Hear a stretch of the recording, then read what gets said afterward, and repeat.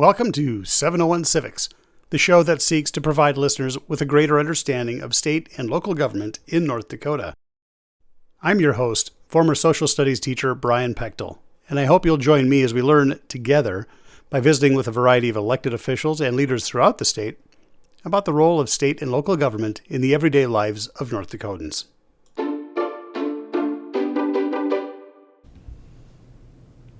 All right, and joining us for this episode of 701 Civics, I have together with me Eric Spencer, CEO and President of the Greater North Dakota Chamber, and Mallory Human, got it right, Program and Event Coordinator. So just tell us a little bit about what your role is and what you do with the GNDC. Well, first off, Brian, thanks for having us. We're excited to be here. I joined the Greater North Dakota Chamber 7 years ago. And as my role, as president and CEO, I have the privilege of trying to, guide the organization with the support of our board of directors, to truly make a difference for North Dakota, the communities in our state, and that's all through trying to have a growing economy. Prior to that, I was head of the North Dakota Motor Carriers Association, the State Trucking Association, so I have association management in my blood and really enjoy working with member organizations. Great. And Mallory? Yeah, so I've been program and event coordinator now with GNDC for a little bit over a year, and I'm new to the chamber world, but really just taking it all in and getting my arms wrapped around all things events. All right. So the reason I asked you here is because you do a lot of advocacy for North Dakotans, and they don't realize it. And so we're going to take a look at the GNDC just a little bit by itself, advocacy and lobbying, and then finally the civics bee. So we'll take a look at three main elements today. And so let's kind of start at the top. And what is the Greater North Dakota Chamber? Well, that's a great question. We get asked all the time. What's the difference between, say, our organization, which is North Dakota's State Chamber of Commerce, versus the Department of Commerce versus a local chamber. And simply put, our members are businesses from all across the state. And they join so that, we can, provide them support, whether it's through our events, communications, or advocacy, which I know we're going to dive deeper into. Our mission is to be the catalytic leader and unifying voice for economic prosperity in North Dakota. And the reason we do that, the reason we believe that, is that we think that our communities are stronger when our economy is thriving. When you think about how our roads are funded, how education's funded, where the wealth comes that people can donate to charities, or how they send their kids to school. That's through a strong economy, great paying jobs that provides that tax base. And so we believe in that and work on that every single day. So how do you work on that outside of the legislative session? Because obviously that's going to be a bigger player for you, but during the regular course of a normal year. Well, we do that through a variety of ways. First off, we have regular communications that go out to our members. The goal of that is to educate and inform. When we look at our membership, and I know there's more maybe questions on this in the near future, but we don't represent a single industry or a single geography. And so oftentimes if you're a business owner in, say, Watford City, well, you're going to know the other business owners in your community. Say you're in construction, you might know the other construction people or firms across the state. But what we try to do is get, business leaders and thought leaders out of those silos and to cross-pollinate, to learn from, best examples in other industries. What's going on in Fargo? How can we, do some R&D, rip off and duplicate in terms of some of these ideas to address workforce, to utilize innovations that we never thought of doing in the past. The other way we try to do that is through our events. We host events all across the state. We're a statewide organization, so we need to be statewide. Mm-hmm. And when we do events, we try to again cross-pollinate. So an example is, a few years back, we had an event up in Grand Forks, and we were highlighting the bioscience industry in North Dakota. And there was a gentleman there talking about a new product that's developed in North Dakota for cleaning certain kinds of surfaces. Mm-hmm. Well, some of the people in the audience didn't have anything to do with bioscience, but they heard this and they thought, maybe that's a product that I can use in our operation. It's sourced locally. There's less logistics in getting it here. And so those are the kind of things we do to try to support our members. And then in terms of advocacy, we work all throughout the interim, the time between sessions, to listen to the concerns of our members, try to come up with solutions that we can work on during those very busy 80 legislative days. Mm-hmm. Are there any particularly new industries that we've been looking at in the last 1 to 3 years that North Dakotans might not be aware of necessarily? I would say the industries that have emerged as very promising areas for North Dakota is one, the UAS industry, and that's kind of an industry that actually touches almost all others. Mm-hmm. From construction to mining to oil and gas development. There's the bioscience industry that's emerging in North Dakota that we've seen tremendous growth in. And then certainly our technology sector, which has always been there, but they're doing more interesting things related to AI. We hear about data farms popping up around the state. The future of data farming in North Dakota is going to be tremendous because of the energy resources we have and our cold winters. And the energy that they're going to require for that. Yep, absolutely. And so I know Ellendale, of course, has one that they've been working on. I don't know if there's a finish date for that or a startup. Or I don't know if there's a finish date for it, but you're exactly right. It's going to take a tremendous amount of power, and I think, companies like the one developing that facility, working with local communities, there's our infrastructure impacts, but it's going to be a great benefit to the tax base, not only of Ellendale, but mm-hmm. of our state as a whole. Right. So who kind of makes up GNDC? Are we looking at just the Chamber of Commerce? Is it the businesses through those? How do you tailor what you do to those groups? Sure. Our membership is really interesting, and I'll use our board as an example. So, we want to have a diverse board, and through that, we have a diverse membership. And by diverse, what I mean is diversity in terms of region of the state, in terms of industry, and of company size. We believe in that old adage that a high tide raises all boats. And so we don't want to do things that only benefit large corporations or only benefit a certain industry or entrepreneurs. We want to do things that benefit everybody. We're not in the job. It's not our job to pick winners and losers in business. That's up to the business owners to do. Fight, try to survive, succeed. But we really believe in making sure that decisions we make benefit everybody. So when we talk about industries, though, transportation, retail, real estate.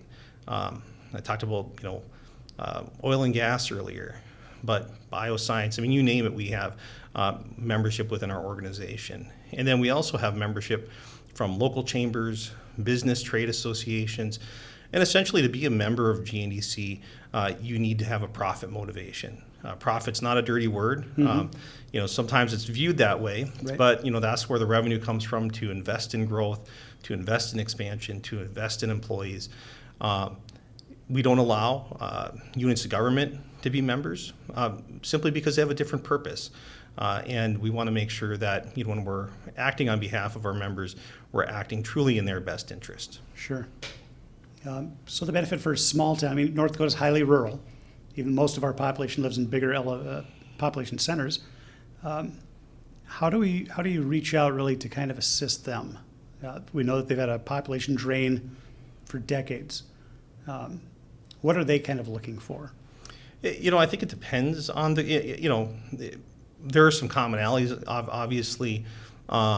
There are differences, in terms of the region, what industries, what opportunities they have. When we work with local chambers, specifically small ones, we invite them into our policy development process because we want to make sure that their voice is heard in terms of the conversation. And so when we're looking at, say Ellendale, for example, it doesn't even have a local chamber. Mm-hmm. What kind of policy framework does there need to be in North Dakota to allow a project like that to happen in Ellendale? What kind of conditions can we create where that investment can happen? So those are the kind of things we look at where we work with local chambers. Gotcha.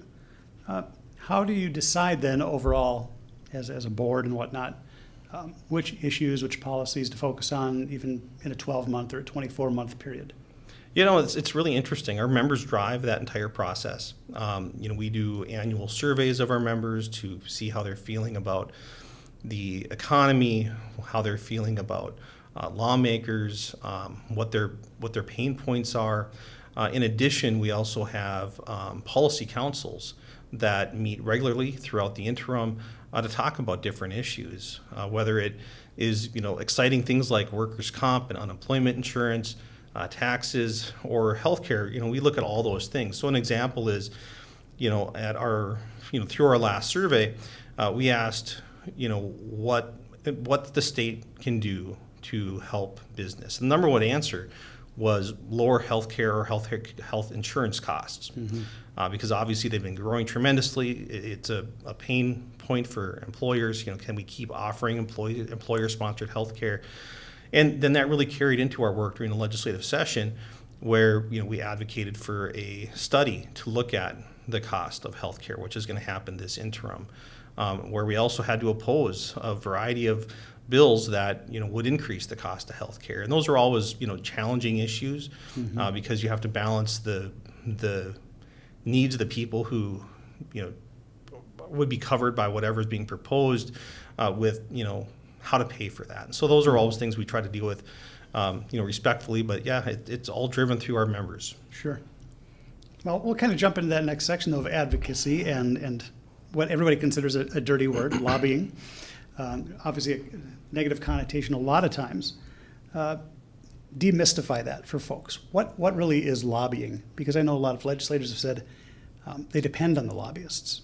And if they can't trust a lobbyist, their name is kind of mud in the building. So what is that lobbying like? Well, that's a great question, and you're right. Lobbying is right next to being a lawyer in terms of having jokes said about you or disparaging things. But in North Dakota, it's simply someone who's paid to advocate on behalf of someone else.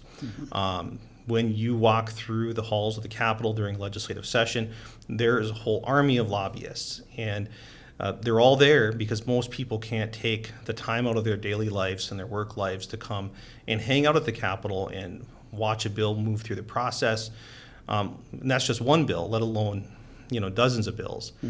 And so when you walk through the halls of the Capitol, though, there's going to be advocates for a whole host of interests, whether it's retired individuals, the arts, parks and recreation, business, local government, education. And the one thing that you have to do to be a successful lobbyist, and you mentioned this, is have honesty and integrity, even if it doesn't always help your cause, because you can get away with lying once or twice, and if after that happens, though, your reputation is shot, and no one believes on you. And the lawmaker interaction with lobbyists, to your point, in North Dakota is somewhat unique because lawmakers don't have staff, and so they get a ton of information from what we as lobbyists provide them. And then it's up to them to decide if they agree with the argument or not. And ultimately, they're the ones who have to press the red and the green buttons to make those tough decisions. Any idea how many bills you tracked this last session? We unfortunately know exactly how many bills we tracked. So I think there was 1,089 bills introduced. We tracked about 260 of them, and we directly weighed in on what Mallory, like 75, somewhere in that ballpark.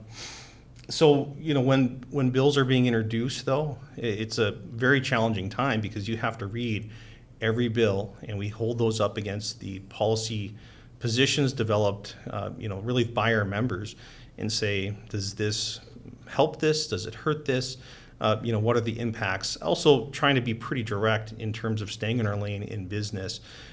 You can skip a rock and connect business to any topic under the sun. And simply put, with over 1,000 bills, we don't have that kind of bandwidth to manage in an 80-day legislative session. Yeah, so is it just you? Is it just, how many lobbyists would your organization have? So we have 4 lobbyists, 4 registered lobbyists on staff. We all have different areas of expertise and experience. And so as bills are being introduced, you think, in an ideal world, this is my bill and this one's going to be someone else's. But It all depends on the hearing schedule, and as you know, things can get pretty hectic during that time. And so, sometimes it just ends up being whoever can get to those hearings, manage that issue. But yeah, we weigh in on a lot of bills. Yeah, so weekly meetings amongst your staff and so forth, just to decide how that's going and which bills need more attention? Absolutely. I would say during the legislative session, the meetings become a lot less formal just because there's so much work to do up here. But yeah, you try to, every week you watch the hearing schedule, you see what bills are up, and then you try to figure out, who's got the experience or the expertise to speak and answer tough questions on any given bill, and then who, based on the schedule, who has time. Mm-hmm. So the informal nature of it, is it grabbing a legislator in the hallway and saying, hey, have you got a minute? Sometimes, absolutely. I would describe lobbying in North Dakota as there's several elements to it. One element is testifying on a bill. Another element is maybe putting out a informational sheet on a lawmaker's desk. But at its basic core, it's just trying to have a one-on-one conversation with a lawmaker on a given issue. It's not always just pure, we don't like this or we like this. Sometimes it's, there's a little element that needs to be amended in a bill to make the bill, better. And so it's just communicating those things. The hardest job of a lobbyist, though, is on votes you anticipate are going to be very challenging, because we have to do something called, whip the floor. And that means that you have to talk to, all 90, or 47 members of the House, or 94 members of the, or pardon me, 47 members of the Senate, or 94 members of the House, pardon me, to find out where they are on any given issue. And what you want at that point is, you don't want to spend a lot of time if they already know you're looking for those quick answers, and then the people who aren't familiar with the issue that want some explanation, you try to spend your time there.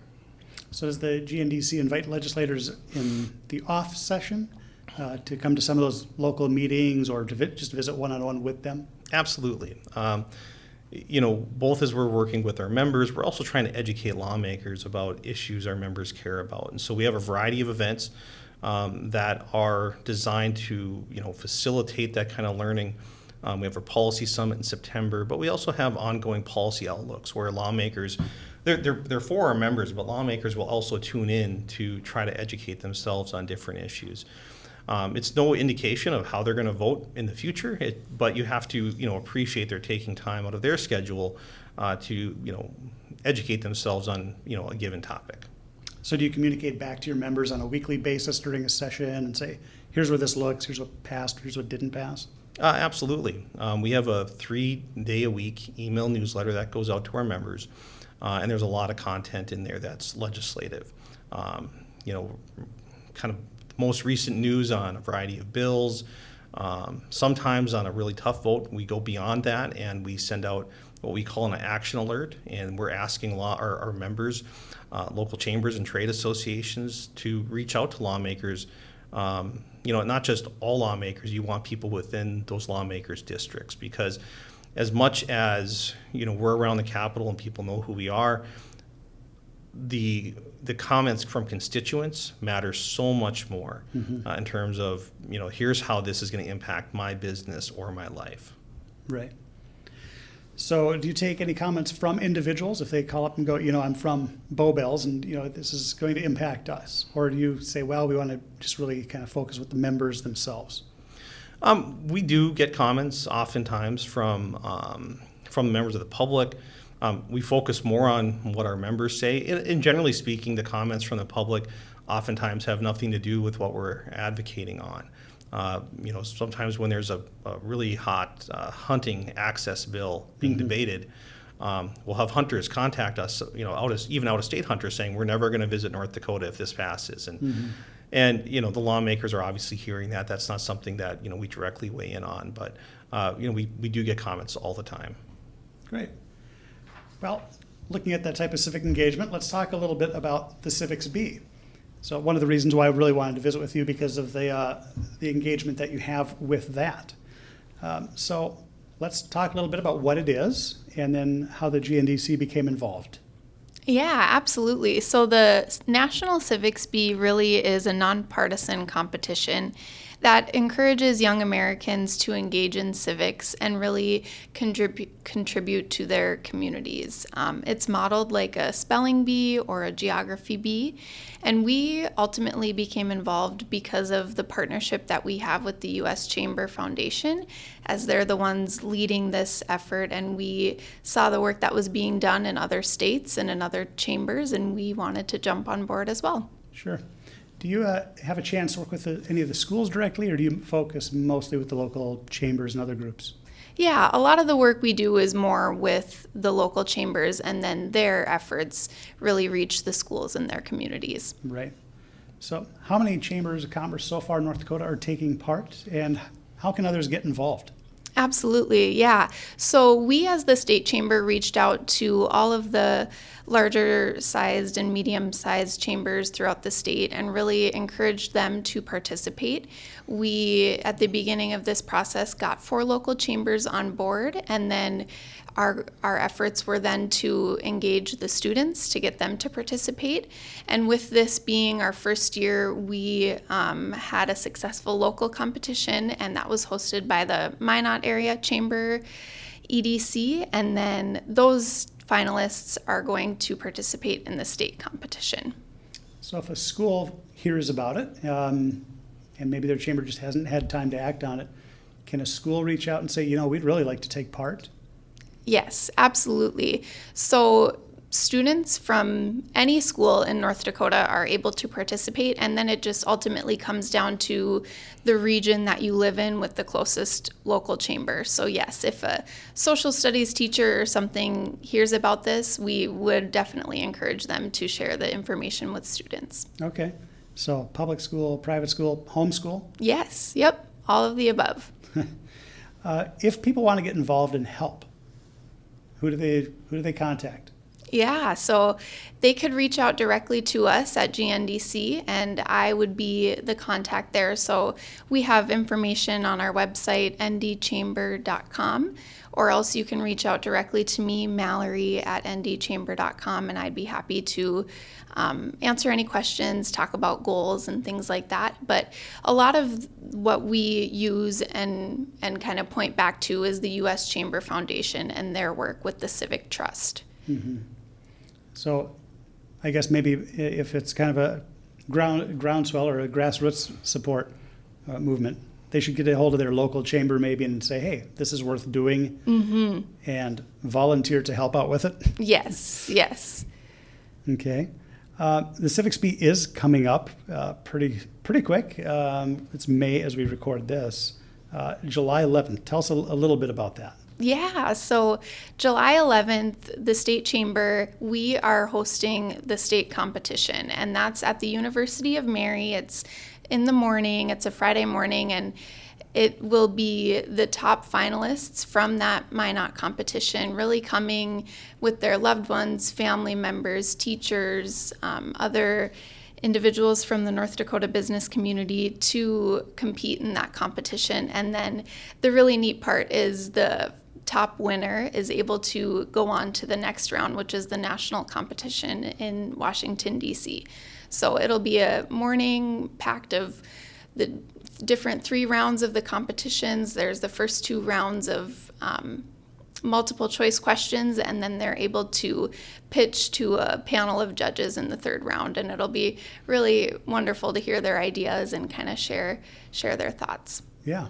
Do you have a schedule or anything yet on the website, on your website? Yeah, we do.